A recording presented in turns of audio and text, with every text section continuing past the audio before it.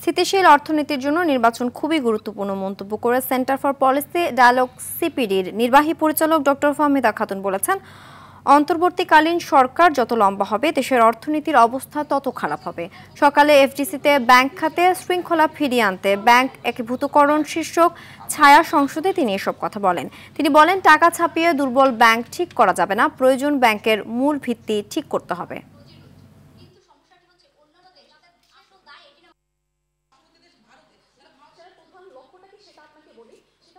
অর্থনীতি এবং রাজনীতি এক পাশাপাশি চলে, একটা আরেকটার সাথে অঙ্গাঙ্গিভাবে জড়িত।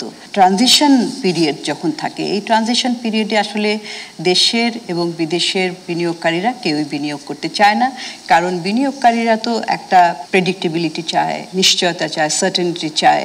সেগুলো যখন না থাকে এবং স্টেবিলিটি চায়, সেগুলো না থাকলে তাদের বিনিয়োগ তারা নষ্ট করতে চায় না, কারণ